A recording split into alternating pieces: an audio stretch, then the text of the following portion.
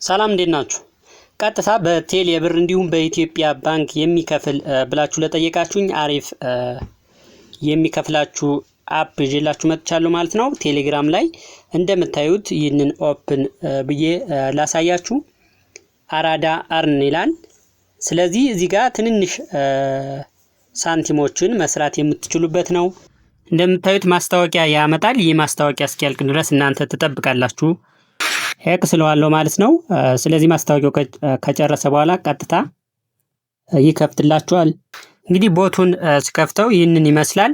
እዚህ ጋር እንግዲህ 0.21 ነው የሰራሁት ነው USD ይላል። ይሄኛውን ወደ ኢትዮጵያ ብር መቀየር ትችላላችሁ። እንደምታዩት እዚህ ጋር ኢቲቢ ብለው ወደ 43.30 ይቀይርልኛል ማለት ነው። ስለዚህ እናንተ ከዚህ አፕሊኬሽን ወይም ቦት ላይ ታስኮች አሉ። እነዚህን ታስኮች መስራት ነው የሚጠበቅባችሁ። እንግዲህ እዚህ አፕ ላይ ሰርታችሁ እንግዲህ ሀብታም ትሆናላችሁ ማለት አይደለም። ነገር ግን ዋይፋይ ካላችሁ በቀላሉ ማስታወቂያዎችን እያያችሁ ሳንቲሞችን ለካርድ መሰብሰብ የምትችሉበት ነው ማለት ነው። እንደምታዩት አንድ ማስታወቂያ ስታዩ ስንት ይከፍላችኋል? 0.20 ሳንቲም ይከፍላችኋል ማለት ነው። አጠቃላይ በቀን እስከ ስንት ማስታወቂያዎችን መስራት ትችላላችሁ? ስለዚህ ማስታወቂያ ባያችሁት ልክ በእያንዳንዱ ማስታወቂያ 0.2 ሳንቲም እየከፈላችሁ ይሄዳል ማለት ነው። እነዚህ ናቸው። የመጀመሪያው ታስክ ይህ ነው። ለማሳየት ያህል እዚህ ጋር ዎች አድለዋለሁ። ስለዚህ አዶች ይመጣሉ፣ ማስታወቂያዎች። እነዚህ ማስታወቂያዎች እስኪጨርስ ድረስ እኔ እጠብቀዋለሁ። ከጨረሰ በኋላ ቀጥታ እዚህ ጋር የተቀመጠውን ሳንቲም ወደ አካውንቴ ያስገባልኛል ማለት ነው። ስለዚህ እዚህ ጋር እንደምታዩት ይቆጥራል። እስኪጨርስ ድረስ ተጠብቁታላችሁ። አሁን ተጨማሪ ሌላኛ ማስታወቂያ ነው። ይህም እስኪጨርስ መጠበቅ ይኖርባችኋል። እዚህ ጋር ኤክስ ማለት ትችላላችሁ። እዚህ ጋር አይቼ ከጨረስኩ በኋላ እንደምታዩት ወደ ባላንሴ 0.2 ተጨምሯል ማለት ነው።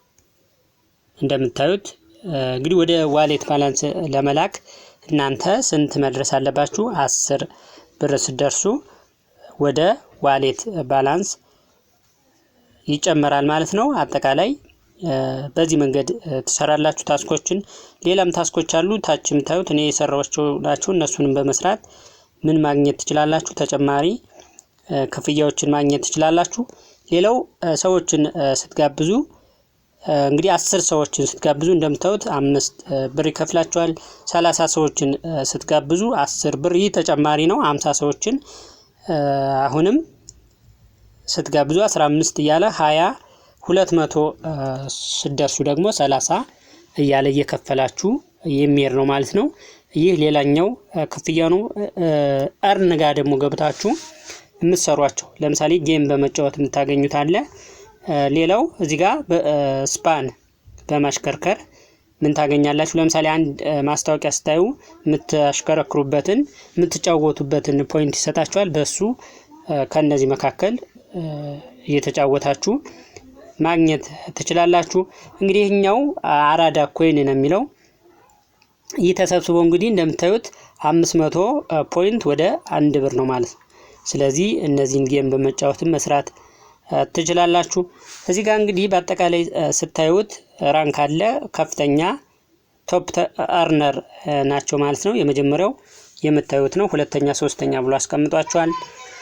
እናንተም በዚህ ልክ መስራት ትችላላችሁ ማለት ነው። እንግዲህ እንዳልኳችሁ ዋይፋይ ካላችሁና ለካርድ የምትፈልጉት ከሆነ ይህንን እዚህ ቦት ላይ መስራት ትችላላችሁ። ቀጥታ በእኛ አካውንት ወይም የሚከፍለውም በቴሌ ብርና በኢትዮጵያ ባንክ ስለሆነ በቀላሉ ወደ አካውንታችሁ ማስላክ የምትችሉት ነው። ወደ ታች ስትመጡ የፓይመንት ለምሳሌ ወጪ ለማድረግ የኔ ያለኝ 43.3 ነው ዋሌት ላይ። ነገር ግን ሚኒመም ማውጣት የምትችሉት አለ። እዚህ ጋር ልግባና ላሳያችሁ። ፓይመንት ሜተድ ጋር እንግዲህ ምን አለ ማለት ነው። ሚኒመም በንግድ ባንክ ከሆነ ወደ 150 ብር ስደርሱ ነው ማውጣት የምትችሉ።